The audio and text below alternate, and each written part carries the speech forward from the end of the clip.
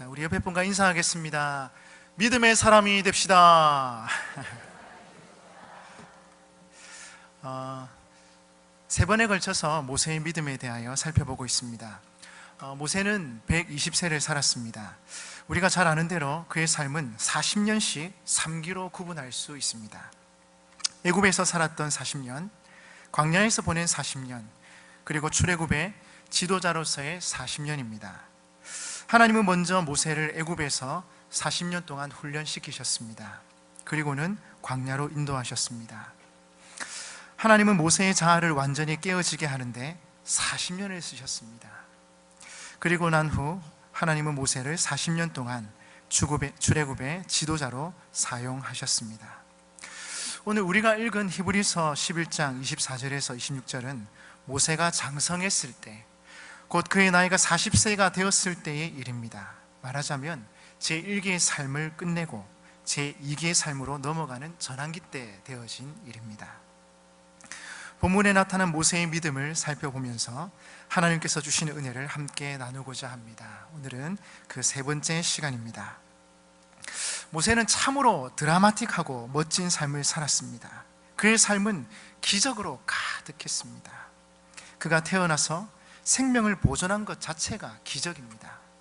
그가 사막의 떨기나무 불꽃 가운데에서 하나님의 소명을 받았고, 이스라엘 백성들을 이끌고 애굽의 통치자 바로와 싸우면서 출애굽하는 장면은 정말 기가 막힌 한 편의 드라마였습니다. 그래서 그런지 성경에는 모세를 가리키는 칭호와 수식어들이 많이 등장합니다. 신명기 33장 1절에 하나님의 사람 모세, 신명기 34장 5절에 여호와의 종 모세, 신명기 34장 10절에서는 역사상 모세와 같은 선지자는 없었다고 말씀합니다. 출애굽기 33장 11절에서는 하나님께서 대면하여 말씀하였던 자라고 하였습니다. 그래서 하나님은 다정한 친구와 이야기하듯이 모세와 대화를 나누셨습니다. 민수기 12장 3절에서는 모세의 온유함이 지면의 모든 사람보다 더하였다고 표현하고 있습니다. 그렇다면 이처럼 모세가 위대한 믿음의 사람이 될 수 있었던 비결은 어디에 있습니까? 그 비결은 24절에 나타납니다. 믿음으로 모세는, 그렇습니다. 모세로 하여금 그런 수식어가 붙게 된 비결은 바로 그의 믿음 때문이었습니다. 그렇다면 모세는 어떤 믿음을 가지고 있었습니까? 모세의 믿음은 첫째로 마땅히 거절할 것을 거절하는 믿음이었습니다. 24절입니다. 믿음으로 모세는 장성하여 바로의 공주의 아들이라 칭함을 거절하고, 모세는 바로의 공주의 아들로서 가만히 있기만 해도 얼마든지 부귀영화와 권세를 다 누릴 수 있는 사람이었습니다. 어쩌면 바로의 자리에까지 오를 수도 있는 인물이었습니다. 그러나 모세는 바로의 공주의 아들이라 칭함을 거절함으로써 일순간에 그 모든 부귀영화, 권세를 다 포기해버렸습니다. 거절했습니다. 사실 모세에게 있어서 명예보다 더 어려운 거절은 자기를 길러준 어머니 애굽 공주에 대한 포기가 아니었을까 생각해 봅니다. 그러나 이 기른 적마저 끊어야 하는 결단 앞에서 그는 그렇게 순종했습니다. 거절했고 포기했습니다.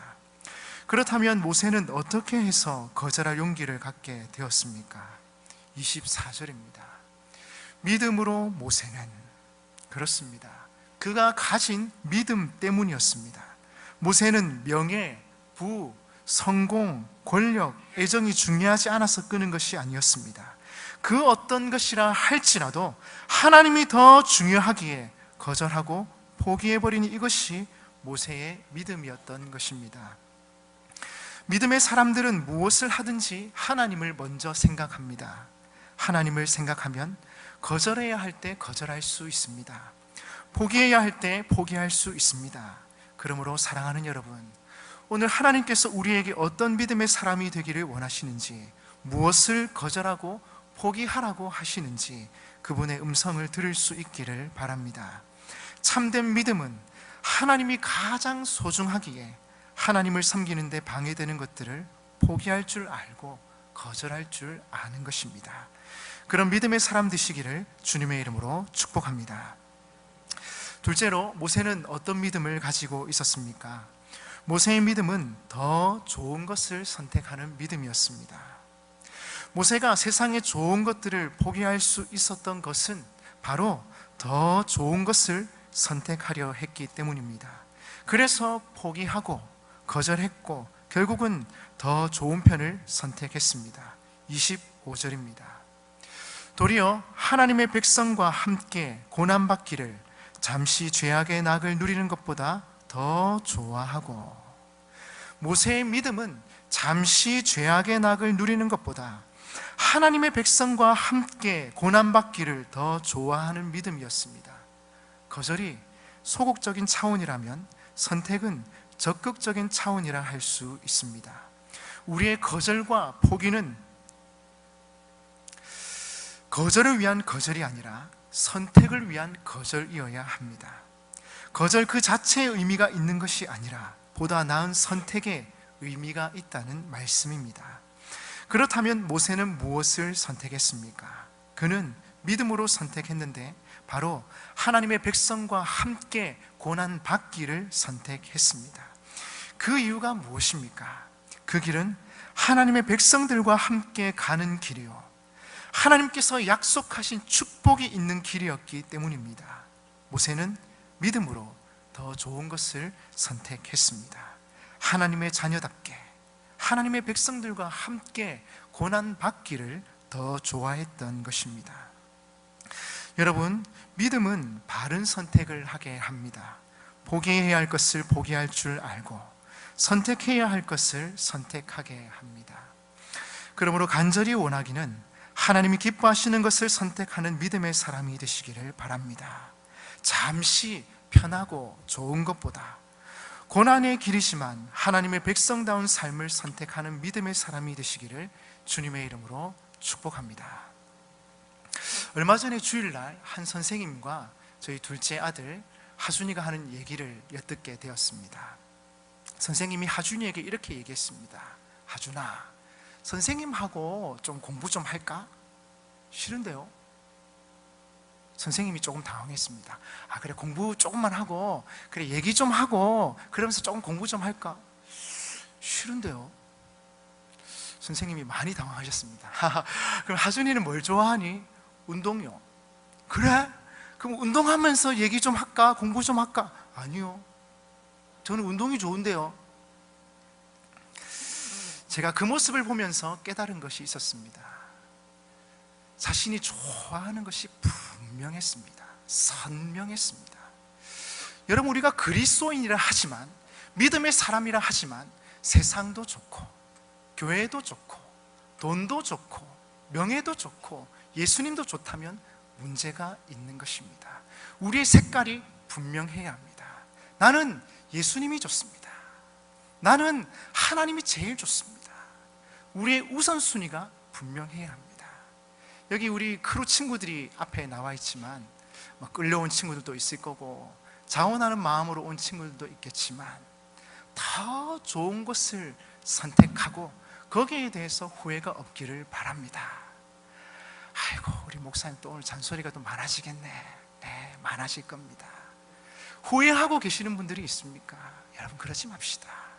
우리가 선택한 것에 대해서 결코 후회하지 않고 우리에게 모든 것으로 주셨던 하나님이 계시기에 나는 하나님이 좋습니다. 나는 세상보다 명예보다 권력보다 하나님과 함께 예배 드리는 것이 더 좋습니다. 교회를 섬기는 것이 더 좋습니다. 우리 크루 친구들만 아멘, 아멘, 아멘. 여러분, 믿음으로 더 좋은 것을 선택하고 또한 그렇게 걸어갈 수 있는 복된 여러분 되시기를 주님의 이름으로 축복합니다. 셋째로, 모세의 믿음은 상 주심을 바라보는 믿음이었습니다. 따라하겠습니다. 상 주심을 바라보는 믿음. 모세가 왜 그 좋은 것들을 포기하고 하나님의 백성과 함께 고난받기를 더 좋아하고 그것을 선택했던 것입니까? 그것은 궁극적으로 그가 무엇을 바라보았느냐는 것입니다. 그는 하나님을 바라보았고 하나님께서 상 주실 것을 바라보았기에 거절하고 포기하고 고난받기를 선택할 수 있었던 것입니다. 여러분, 무엇을 바라보느냐, 그것이 중요합니다. 모세는 하나님을 바라보았고 하나님께서 주실 상을 바라보았습니다. 26절 다 같이 읽어보겠습니다. 시작. 그리스도를 위하여 받는 수모를 이는 상 주심을 바라봄이라. 아멘. 성경은 모세가 세상에서 가장 큰 재물로 여기고 있는 것이 무엇이라고 말씀합니까? 그렇습니다. 그리스도를 위하여 받는 수모입니다. 모세는 그리스도를 위하여 살아가는 삶을 세상의 가장 큰 재물로 여겼습니다. 애굽의 모든 보화보다 더 큰 재물로 여겼습니다. 사실 모세는 하나님을 믿고 하나님이 원하시는 삶을 살아가므로 잃은 것이 참 많았습니다. 공주의 아들로 장차 일국의 왕이 될 수 있었음에도 그 특권을 포기했습니다. 또한 수많은 재물을 마음대로 누릴 수 있었으나 그 기회도 놓쳐버렸습니다. 애굽의 박물관에 가보면 피라미드 속에서 많은 보화들이 발견되었습니다. 기록에 의하면 피라미드 하나에 들어있는 금의 무게만 수천 톤에 이른다고 합니다. 어마어마한 양입니다. 이처럼 모세는 상상하기 어려울 만큼의 많은 보화를 포기했던 것입니다. 그는 이런 것보다 그리스도를 위하여 받는 수모를 더 큰 재물로 여겼습니다. 그리스도를 위하여 받는 수모를 애굽의 모든 보화들보다 더 훨씬 크고 값진 것으로 여겼던 것입니다. 여기서 여겼다는 것은 그렇게 간주했다, 계산했다, 평가했다는 것입니다. 그렇다면 여러분은 어떻습니까? 우리도 믿음이 있노라 하면서 과연 우리의 삶은 어떠냐 하는 것입니다. 이 세상의 보화보다 예수 그리스도를 위하여 받는 수모, 고난, 그리스도를 위하여 살아가는 삶을 훨씬 더 크고 값진 재물로 여기고 있습니까? 참으로 주님 원하시고 기뻐하시는 믿음을 가시기 위해 우리의 생각과 가치관이 변하는 시간이 되었으면 좋겠습니다.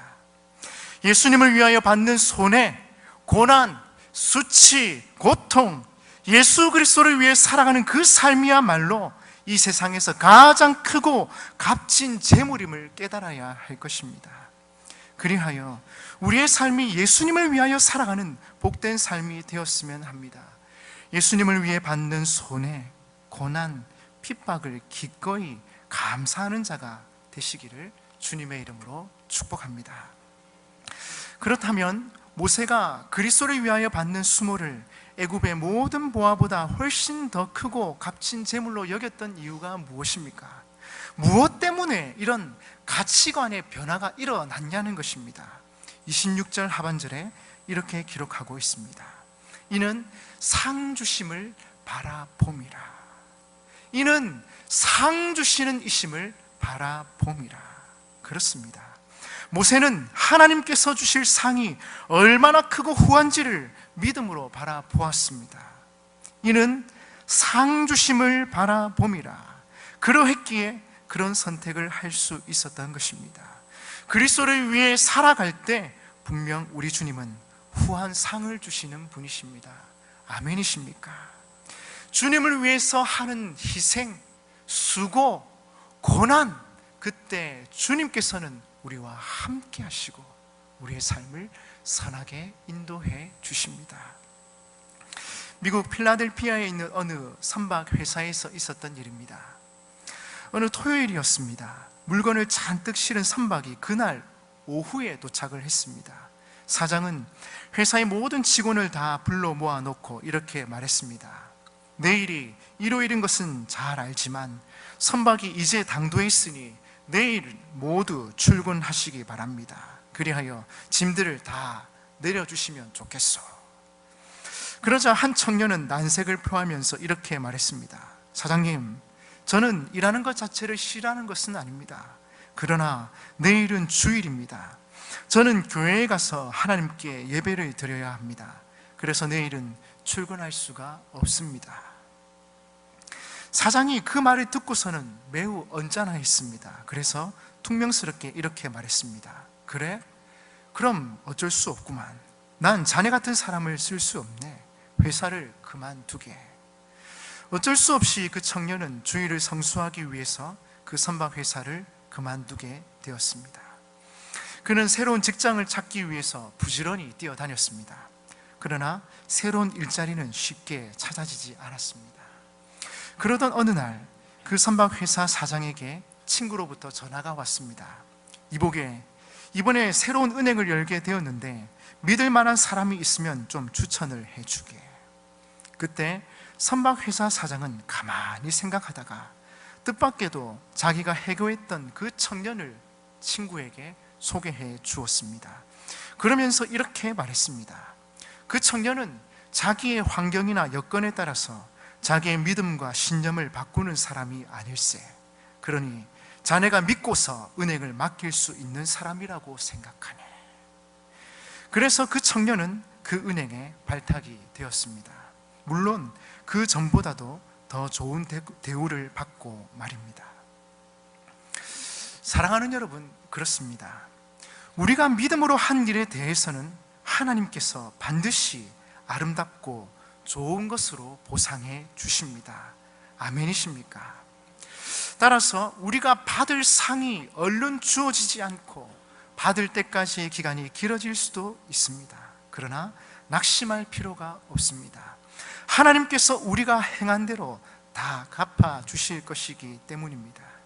그래, 예수 믿는 것 때문에 이렇게 손해를 보다니 잘했다. 착하고 충성된 종아, 주일 성수하려고, 주님 일 하려고 그렇게 손해를 봤구나. 내가 너를 보니 참 기쁘다. 우리 주님께서 우리를 바라보시며 칭찬해 주시고 기뻐해 주실 것입니다. 그래서 히브리서 11장 6절에서는 분명히 말씀하고 있습니다. 다 같이 읽어보겠습니다. 시작. 믿음이 없이는 하나님을 기쁘시게 하지 못하나니 하나님께 나아가는 자는 반드시 그가 계신 것과 또한 그가 자기를 찾는 자들에게 상 주시는 이심을 믿어야 할지니라. 아멘. 하나님께서는 어떤 사람을 찾으시는가? 믿음을 가지고 살아가는 사람, 믿음을 가지고 하나님을 위해서 희생할 줄 아는 사람, 상 주심을 바라보면서 자신의 것을 기꺼이 내어놓을 수 있는 사람, 그 사람을 찾고 계십니다. 이 험한 세상, 하나님께서는 우리가 믿음으로 살기를 원하십니다. 바쁘고 피곤하고 힘들겠지만 믿음으로 살아가는 자를 찾고 계십니다. 모세가 믿음으로 부귀영화와 명예를 포기하고 고난받기를 선택했던 것처럼, 모세가 애굽의 그 수많은 보화보다 그리스도를 위하여 받는 수모를 더 큰 재물로 여겼던 것처럼, 여러분, 우리의 섬김과 수고와 노력이 결코 헛되지 않을 것입니다. 이는 하나님께서 우리가 행한 대로 다 갚아 주실 것이기 때문입니다. 상 주시는 이심을 믿어야 할지니라. 상 주심을 바라볼지어다. 아멘. 상 주시는 하나님을 바라보며 섬기며 희생하며 양보하며 살아갈 때 하나님께서 우리의 행한 대로 갚아 주실 것입니다. 믿고 순종하는 자, 믿음으로 좁은 길 가기를 선택하고 믿음으로 손해보기를 선택하며 하나님 기뻐하시는 길을 가는 자에게 하나님의 한량없는 은혜와 축복이 함께할 것입니다. 사랑하는 여러분, 믿음으로 살아갑시다. 믿음으로 거절해야 할 것은 거절하고 더 좋은 것을 선택하고 상 주심을 바라보는 것입니다. 그렇게 함으로 하나님 주시는 풍성한 상을 받고 하나님을 기쁘시게 하는 믿음의 사람 되시기를 주님의 이름으로 축복합니다.